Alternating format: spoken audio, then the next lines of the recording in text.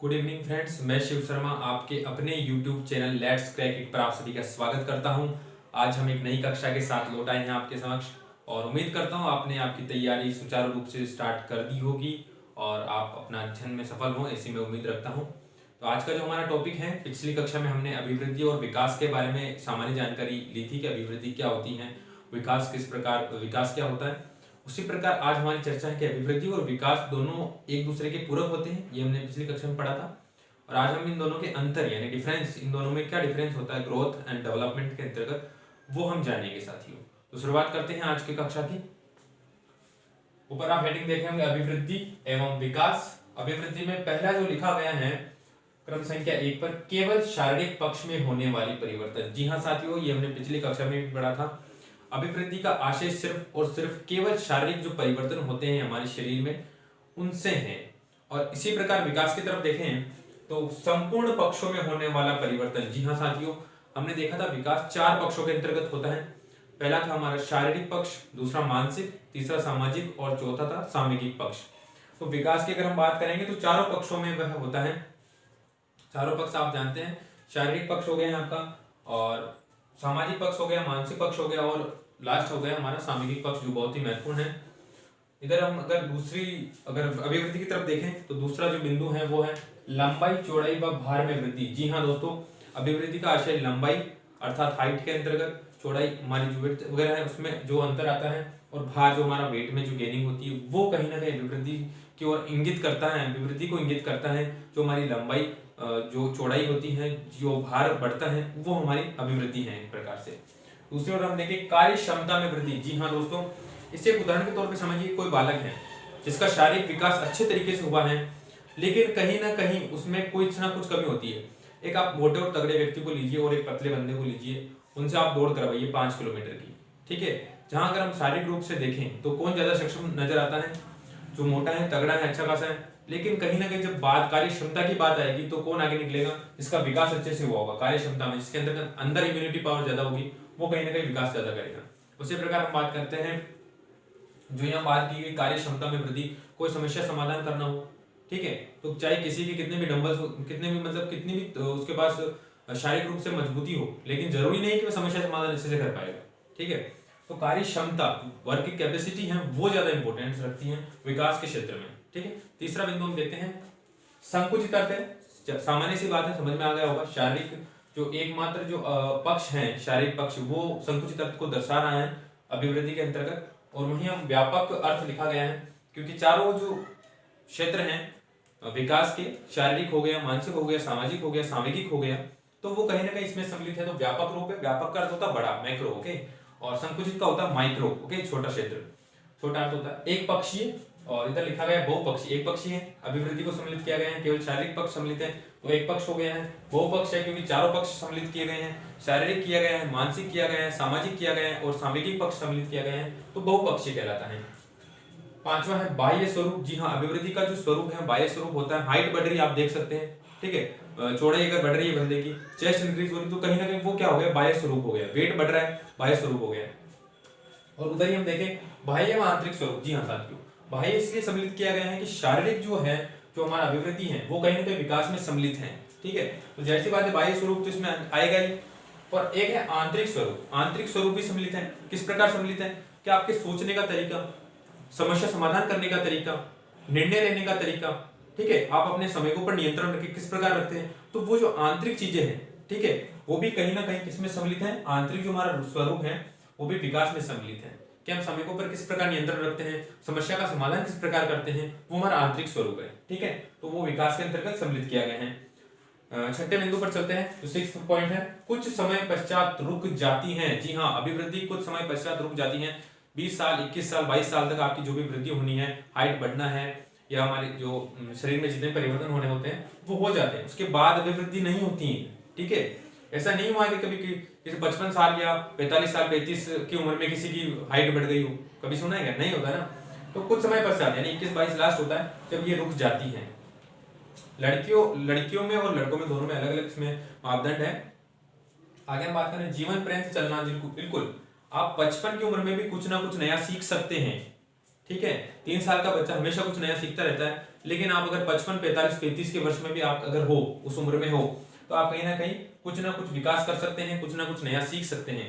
तो कहीं ना कहीं विकास का आशय वही है कि हम कुछ नया सीख सकते हैं, हम कोई नया गेम सीख सकते हैं, हम कुछ भी हमारे जो सोच का तरीका है उसको हम बदल सकते हैं। तो वो जो है ना जीवन पर्यंत चलता रहता है, विकास जो है जीवन पर्यंत चलता रहता है, क्योंकि विकास में चारों पक्ष सम्मिलित हैं। तो चारों में सामाजिक तौर पे भी हम कुछ नया सीख सकते हैं, सामाजिक पक्ष में भी हम कुछ नया कर सकते हैं। तो वो चीजें हैं साथियों।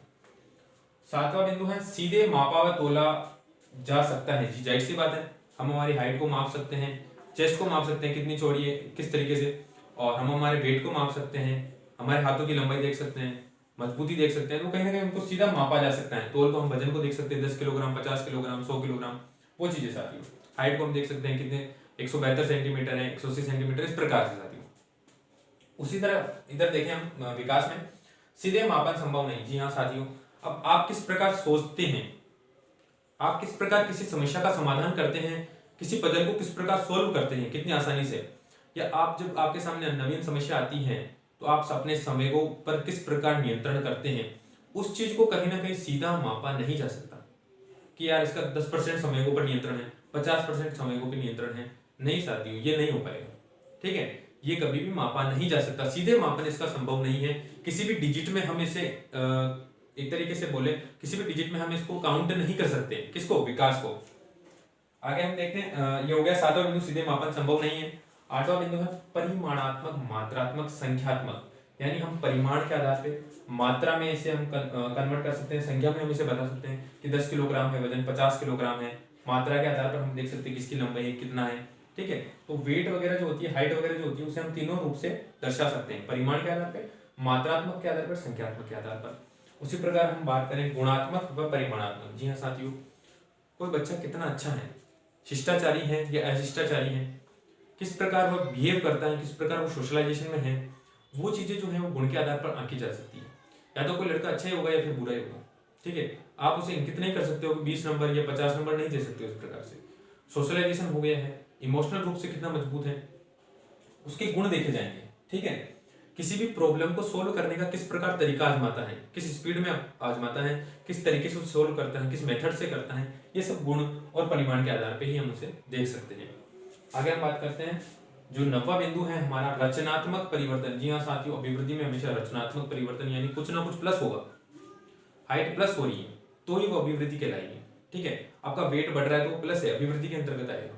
ठीक है, और इधर हम देखो रचनात्मक और विनाशात्मक परिवर्तन। आप अच्छी तरीके से जानते हैं कि एक एज तक यानी 21-22 तक हमारी वृद्धि होती रहती है। ठीक है, 21-22 तक हमारी हाइट बढ़ गई, हमारी वेट्स वगैरह, हमारी जो चेस्ट वगैरह हो गई, या हमारा जो भी वजन बढ़ना होता है वो बढ़ जाता है। ठीक है, वो वजन बाद में भी बढ़ सकता है, ऐसी बात नहीं है। लेकिन एक एज के बाद 40 के हो गए, 45 के हो गए, चेहरों पे झुर्रियां पड़ना, कंधों का झुक जाना, गर्दन का झुक जाना, वो सब चीजें क्या होगी? वो सब चीजें कहीं ना कहीं विनाशात्मक परिवर्तन है जो हमें विनाश की ओर ले जाते हैं। तो वो जितने भी परिवर्तन, हमारी मांसपेशियों का ढीला पड़ना, वो सब चीजें क्या है? हड्डियों का कमजोर होना, परिवर्तन तो हो रहा है ना, शरीर में कहीं ना कहीं परिवर्तन तो हो रहा है, पर वो हम रचनात्मक परिवर्तन के अंतर्गत उसे सम्मिलित नहीं कर सकते। रचनात्मक परिवर्तन हमारी आई साइट्स का बढ़ना, और यहाँ कहीं ना कहीं जो 55 का हो जाएगा या 35 का बंदा हो जाएगा तो उसकी आई साइट्स कमजोर हो जाएगी। हर चीज में कहीं ना कहीं गिरावट आने लग जाती है, तो उन्हें हम विनाशात्मक परिवर्तन कहते हैं। और विनाशात्मक परिवर्तन किसमें सम्मिलित है? विकास के अंतर्गत। ठीक है, उन्हें हम विकास में सम्मिलित करेंगे। अब आप एक एग्जांपल लो कि एक लड़की है, ठीक है, बहुत मोटी है, ज्यादा वजन की है, उसकी उम्र के हिसाब से उसमें ज्यादा वजन है एक तरीके से। तो उसे किसी ने कहा कि यार तुम्हें मतलब ध्यान देना चाहिए, उसका मान लो कोई भी नाम समझ लीजिए आप, सीता नाम है उसका। ठीक है, तो सीता तुम्हें यार तुम्हें थोड़ा फिट रहना चाहिए, तुम्हें तुम्हारे वजन पे कंट्रोल करना चाहिए। किसी ने भी, उसके रिश्तेदार ने, किसी ने कह दिया, तो उस गुड़िया ने, उस लड़की ने अपने ऊपर ध्यान दिया। ठीक है, जिम ज्वाइन किया, डाइट को कंट्रोल किया, और 6 महीने बाद वो उन्हीं भैया से वापस मिलती हैं और वो दिखाती है कि भी वो एकदम स्लिम कट हो गई है। ठीक है, तो उनका बहुत बढ़िया यार। ठीक है, लेकिन कहीं ना कहीं वजन तो कम हुआ है, वजन कम हुआ है, कुछ ना कुछ घटा है, कुछ ना कुछ माइनस हुआ है। ठीक है, वो पहले 70 किलो की थी, उसका 60 है, या उसका 55 वेट है, जो भी है, तो कहीं ना कहीं जो वजन कम किया, उसने अपने पर ध्यान दिया है ना, वो क्या हुआ? कहीं ना कहीं कुछ तो कम हुआ, विनाश तो हुआ है ना, वजन तो घट गया है, लेकिन फिर भी विकास हुआ है। किसका विकास हुआ? पर्सनैलिटी का विकास हुआ है। शारीरिक रूप से वो अच्छी दिख रही है, ठीक है, तो पर्सनैलिटी का विकास तो हुआ है ना। लेकिन विनाश हुआ है, यहाँ कुछ प्लस नहीं हुआ था। ठीक है, तो ये चीज है। अब हम ये हो गया रचनात्मक। 10वां बिंदु है, आखिरी बिंदु है हमारा, अभिवृद्धि में विकास निहित नहीं होता है। जाहिर सी बात है, अभिवृद्धि एक पक्ष है, हमें अभी देखा था एक पक्ष है, ठीक है, संकुचित अर्थ है, तो उसमें कहाँ विकास सम्मिलित होगा? विकास का तो व्यापक अर्थ होता है, बहुपक्षीय है विकास। तो विकास में तो 4 चीजें सम्मिलित हैं, वो सामयिक है, सामाजिक और मानसिक पक्ष तो अभिवृद्धि में आता ही नहीं है ना। तो जाहिर सी बात है, अभिवृद्धि में विकास निहित नहीं होता है, ये महत्वपूर्ण बिंदु है। ये नहीं के चक्कर में हम इसका अर्थ नहीं समझ पाते हैं, तो इसको सही से देखिए। अभिवृद्धि में विकास निहित नहीं होता है, राइट बात है ये, ठीक है, ये सही है विकल्प। क्वेश्चन इसी प्रकार आते हैं, 4 विकल्प दे दिए जाते हैं, अभिवृद्धि के संदर्भ में कौन सा कथन असत्य है, कौन सा कथन सत्य है, इस प्रकार के प्रश्न पूछे जाते हैं। सत्य असत्य में अगर हमने कंफ्यूजन कर दिया, क्वेश्चन को पढ़ने में जल्दबाजी की है, तो वो क्वेश्चन हमारे हाथ से निकल जाएगा साथियों, और हो सकता है आप कई लाखों बच्चों से, हजारों बच्चों से पीछे रह जाए एक क्वेश्चन की वजह से। तो ध्यानपूर्वक पढ़ें प्रश्नों को। इधर लिखा है विकास में अभिवृद्धि निहित होती है, जाहिर सी बात है यार, चारों जो बिंदु निहित हैं, व्यापक अर्थ बता दिया है, बहुपक्षी हैं, चारों पक्ष सम्मिलित हैं विकास में, और शारीरिक तो सबसे पहले आ रहा है, शारीरिक पक्ष तो सबसे पहले है, शारीरिक पक्ष, मानसिक पक्ष, सामाजिक पक्ष और सामाजिक पक्ष, चारों पक्ष सम्मिलित हैं, तो विकास में अभिवृद्धि निहित होती है, होगी, वो तो स्टार्टिंग में बता दिया ये चीज। तो ये मुख्य रूप से जो अंतर है दोनों में, वो मैंने आपके सामने स्पष्ट कर दिया है, और उम्मीद करता हूँ आपको ये जो अंतर है अभिवृद्धि और विकास के अंतर्गत समझ में आया होगा साथियों। अभी थोड़ा जो सिलेबस है हमारा स्लो चल रहा है, मैं कोशिश कर रहा हूँ कि आपका सिलेबस अच्छे से करवाऊँ और भी बेहतरीन तरीके से। और आज की कक्षा किस प्रकार लगी आपको, आप कमेंट बॉक्स में बताइए, लाइक कीजिए, शेयर कीजिए, और अगर आप चैनल पर नए हैं साथियों तो सब्सक्राइब करना ना भूलें। जय हिंद साथियों।